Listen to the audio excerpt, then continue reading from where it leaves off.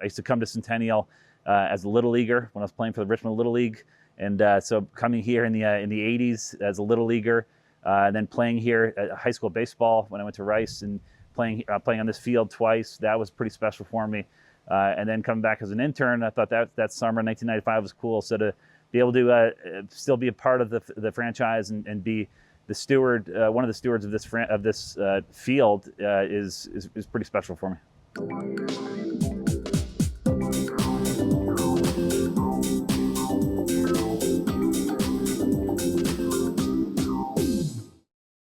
Welcome back to Behind the Plate with the Vermont Lake Monsters. This episode's subject is CJ Knudsen. He's the Senior Vice President of the Lake Monsters and an integral member of the team with more than 30 years of experience working in baseball. Starting with the team as an intern, back when they were still called the Vermont Expos, CJ would eventually serve as the team's general manager before leaving to pursue other baseball endeavors. But after COVID-19 shook up the baseball world in 2020, CJ found the perfect opportunity to rejoin the Lake Monsters. Yeah, I mean, COVID obviously changed the world and upended baseball at the time. You know, the minor league season was canceled 100% completely. We were part of that. And then I was fortunate enough to get contacted by Chris English. Chris made a business relationship with Ray Pecor, who owned the team at the time. And so Chris reached out to me, and I was very fortunate to get his call and to hear about his stories and his plans for the franchise, which was very exciting for me. Now 5 years into his time as Senior Vice President, it's safe to say that CJ is pretty happy with his choice to return to Centennial Field. And it's one of the best decisions I've ever made in my life, to come back here and relaunch the Lake Monsters, be a part of the Futures League, which is obviously brand new from our standpoint. It was a minor league baseball team for years, but it's been amazing. That decision to come back to the Monsters was validated quickly in the form of a 2021 Futures League championship. It was a whirlwind season. As I said, we had no players, and normally in the summer collegiate ball, you compile your roster really the fall time before the following season. And so we sent out about 1,200 emails to the various colleges across the country, and we were able to get some great players here that played for us. To win at home in front of the home crowd was absolutely amazing, and to have a championship ring, it's beautiful. While the team's core values have remained largely the same throughout the years, CJ has also seen a lot of change since his time as an intern in the 1990s. The most notable difference? Technology. I remember my first couple weeks of the internship, I was driving around the state of Vermont delivering pocket schedules, which we still have and still do. I also spent a lot of time actually tearing up actual tickets. We had 167,000 tickets that had to be torn and organized by hand. We don't do that anymore. We use an electronic ticketing system, and you can now text people your tickets. So that's quite an advancement from back in 1995 to where we are today. We're really, I would say, one of the most advanced, if not the most advanced, collegiate summer teams in the country in terms of technology.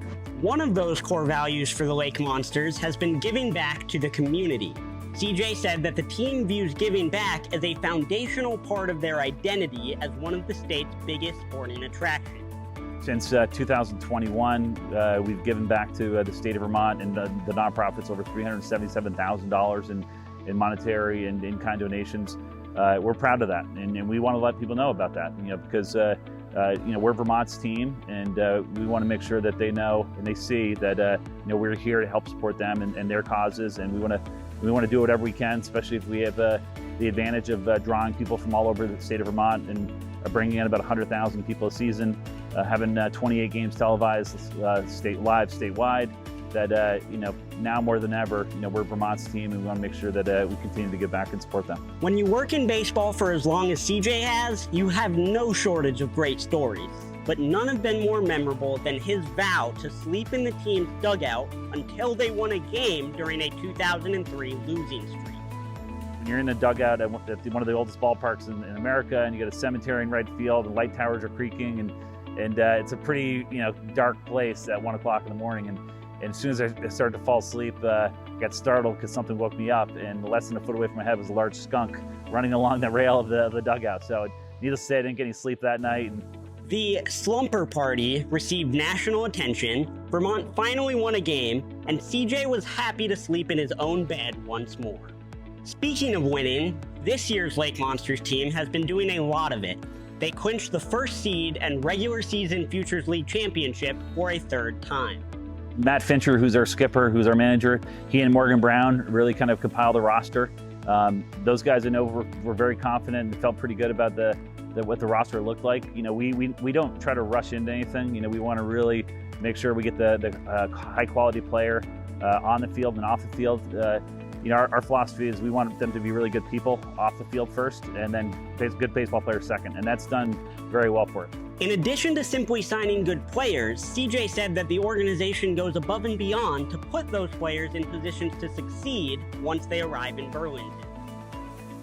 They seem to really love it here, and we did little things that we want to make sure that we can to make sure that their experience is even better. You know, they all get their own baseball cards, the baseball bats we talked about earlier, basically being the best bats you can get. We feed these guys great food all the time, and so it's a great place to spend the summer, especially in Burlington, Vermont.